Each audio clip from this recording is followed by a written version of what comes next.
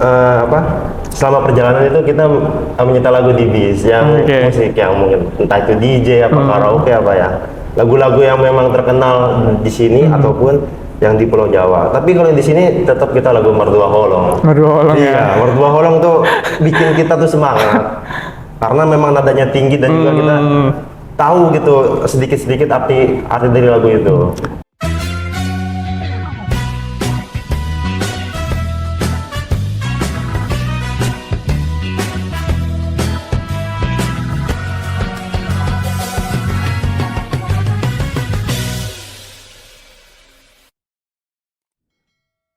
Halo Sobat Mutiara, kembali lagi dengan saya Exmin Manjayala di podcast USM Indonesia, podcast cerdas berkarakter.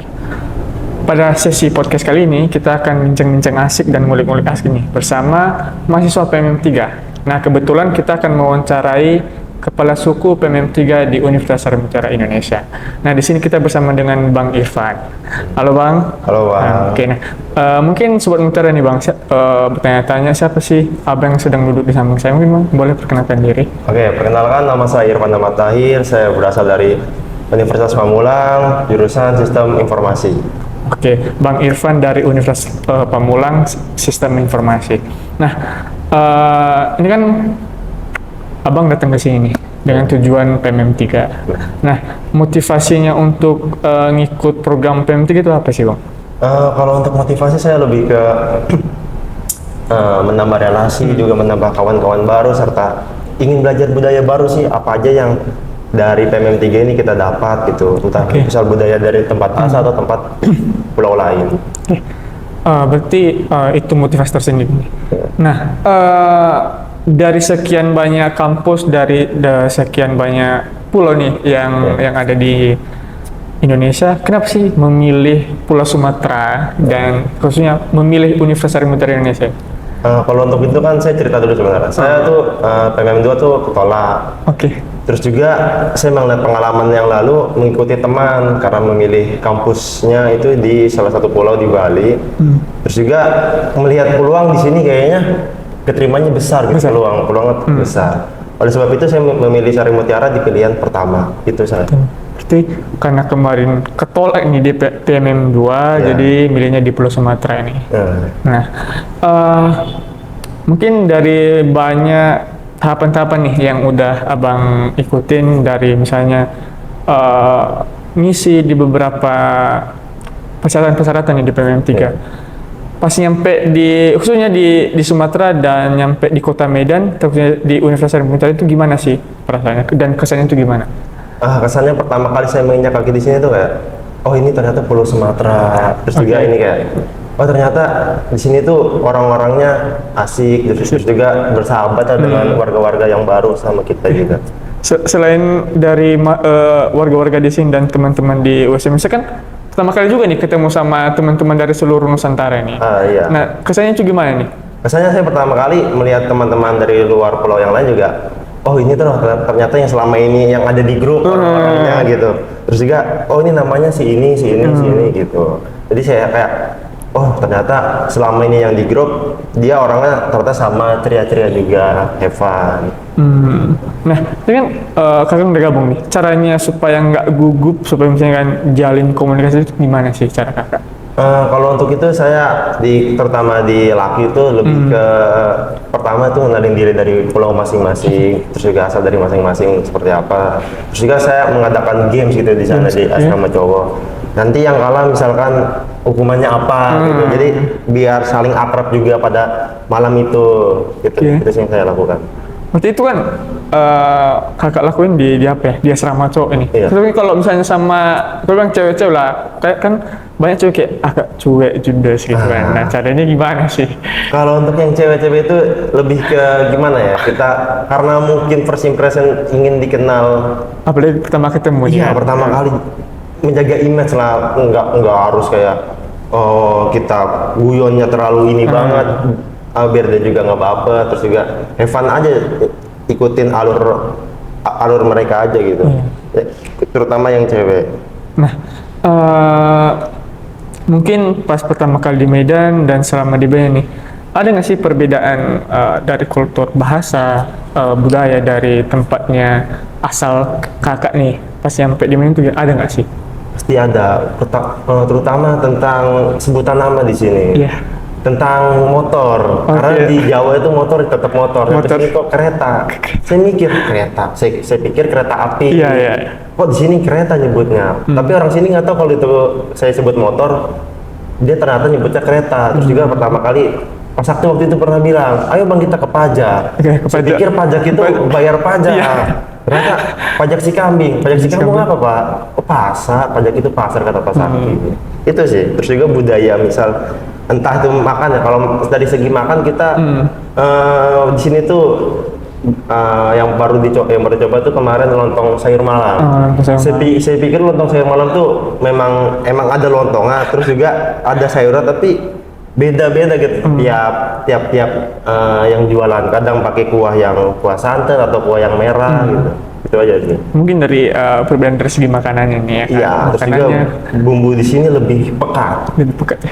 Lebih kerasa ya. Lebih kerasa banget. Nah, oke. Mungkin itu mungkin pas pertama kali nyampe nih di Medan. Nah, mungkin saya agak penasaran nih pas ngikut PMM kan. Dukungan orang tua itu gimana sih? Dukungan orang tua tuh untuk saya itu sangat mensupport apapun itu keputusan saya. Yang penting dia menekankan itu saya bertanggung jawab atas apa yang saya pilih. Makanya saya selalu memilih program-program yang terutama dari kementerian, entah itu ya terutama beasiswa, karena mereka sangat mensupport itu. Apapun yang saya pilih mereka pasti support, dan yang ditekankan itu bertanggung jawab atas pilihan tersebut. Berarti apa yang kita lakuin, apa yang kita kerjakan selama kita berkembang itu dalam program harus support dari orang tua pastinya. Nah, mungkin dari support orang tua terus menjalani PMM 3 nih. Kalau dibilang kan udah nyampe nih di USM Indonesia dan berkumpul dengan mahasiswa-mahasiswa dari seluruh Indonesia. Tadi kan saya dengar kan kakak sebagai kepala suku nih di PMM 3 USM Indonesia. Itu kemarin karena kamu nih ya jadi kepala suku di PMM 3 gitu kan. Itu mekanisme gimana sih pemilihannya kemarin? Sebenarnya itu dari Bu Rani sudah menjadwalkan terkait pemilihan kepala suku, dan juga saya mencalonkan diri. Kebetulan waktu itu calonnya kurang lebih ada 5 orang. 5 orang. Dan juga mereka punya visi misi masing-masing lah. Terus mungkin saya yang memang bidangnya di pemrograman, terutama di web developer, saya membuat web terkait biodata saya. Apa sih visi misi saya, apa yang sudah saya pernah lakukan selama saya sampai tahap ini gitu. Terus juga selama saya di Unpam itu saya aktif apa enggak. Makanya saya mencantumkan itu semua di web tersebut. Terus kemarin bisa terpilih kenapa nih? Mungkin melihat teman-teman dari segi saya mungkin punya skill kalian di itu, terus juga visi misi yang saya sampaikan mereka, saya ngerasa mungkin ngerasa oh ini kayaknya cocok jadi pemimpin kepala suku di USM gitu. Terus makanya mungkin mereka memilih saya. Terus juga setiap ketika pemilihan tersebut Bu Rani menanyakan pertanyaan pasti dong dari teman-teman juga ada, dari yang Bu Rani, Pak Sakti juga ada. Mereka menanyakan tentang pertanyaan yang mungkin secara langsung harus dijawab, nggak bisa cari di Google gitu dong. Makanya mungkin yang bikin mereka yakin ya karena itu jawaban pada saat pertanyaan saya itu. Jadi pada saat itu terpilih nih jadi kepala suku PMM 3 USM Indonesia. Iya betul. Nah, pas kakak udah terpilih nih, hal yang pertama kakak lakuin pas jadi kepala suku apa nih? Tentunya membentuk struktur organisasi, memilih sekretaris, bendahara, dan membuat divisi-divisi. Terutama yang saya pilih itu pertama sekretaris dan bendahara. Selanjutnya baru ke divisi-divisi yang lain. Tapi saya berunding terlebih dahulu kepada sekretaris dan bendahara, terutama wakil. Kita mau bentuk divisi apa sih di sini yang cocok untuk PMM di USM gitu. Itu aja sih. Pasti bentuk-bentuk struktur organisasinya dulu nih ya? Iya, betul. Nah, itu kan udah bentuk organisasi nih dari divisi-divisi yang udah dibentuk. Nah, kegiatannya apa aja nih kira-kira di PMM 3 USM Indonesia? Kegiatan untuk apa itu? Misalnya modul Nusantara.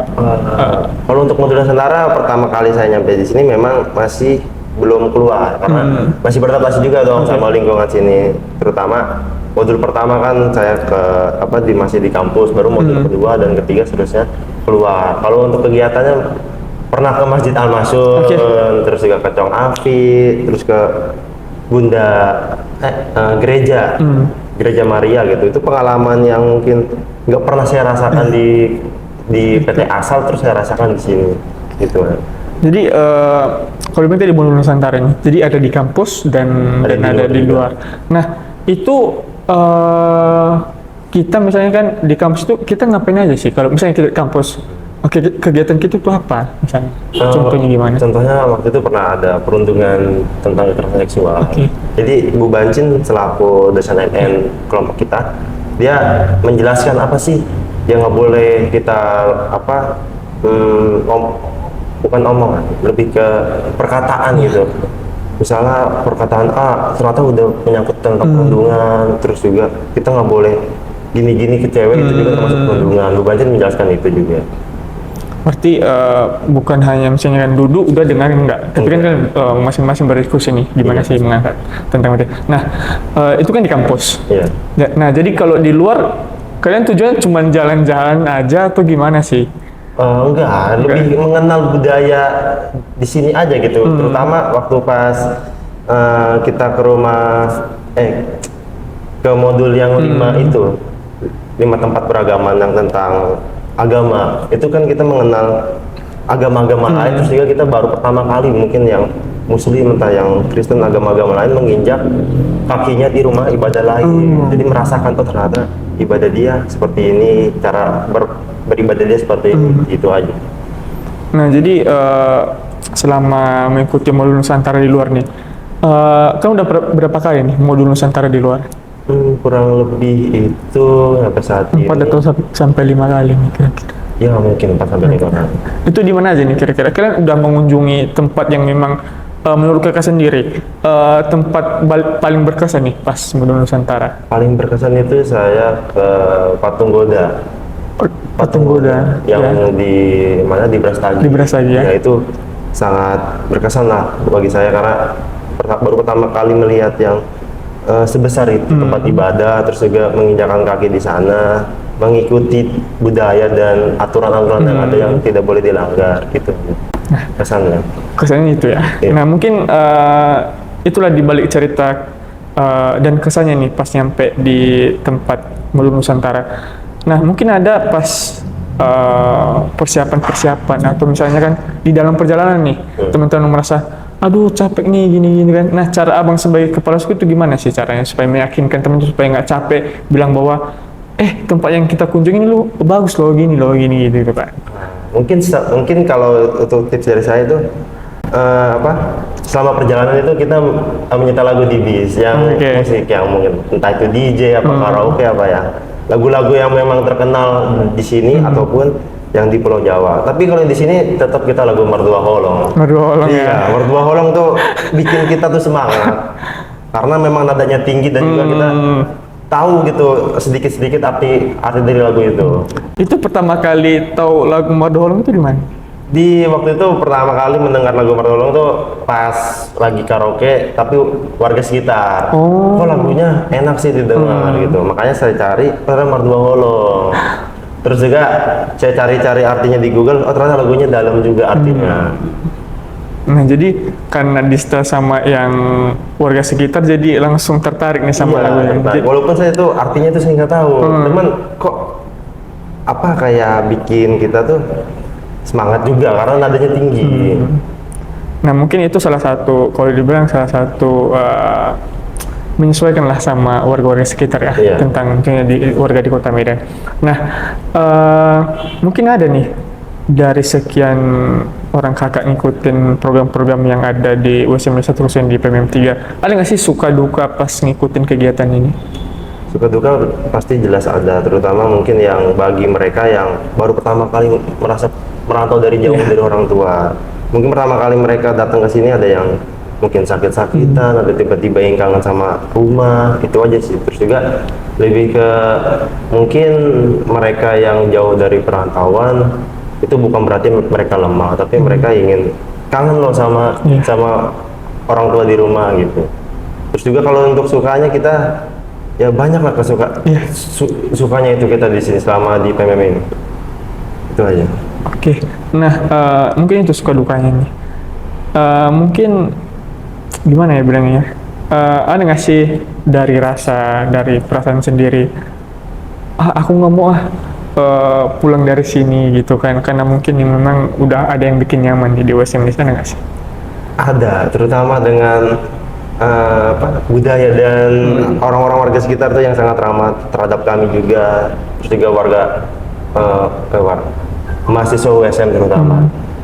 Terus juga mungkin yang bikin kita lama-lama di sini itu lebih ke makanan, karena makanan di sini yang sangat-sangat murah, cuman 10.000 ya. 10.000 dapat porsi yang banyak.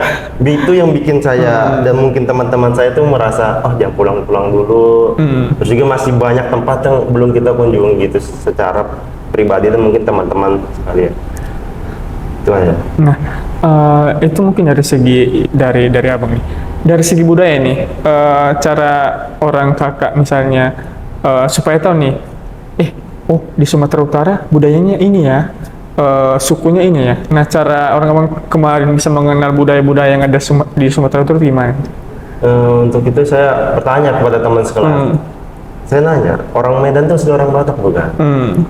Mereka bilang ternyata bukan. Ada yang mungkin ada yang Melayu, ada yang dari Nias juga. Ternyata orang Medan asli belum tentu orang Batak. Terus juga saya nanya, Batak Karo sama Batak yang asli di Medan tuh sama atau enggak? Beda lagi.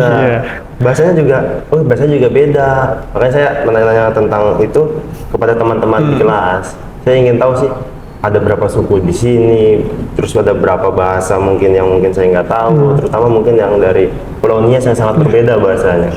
Itu. Saya juga merasakan kan saya orangnya juga.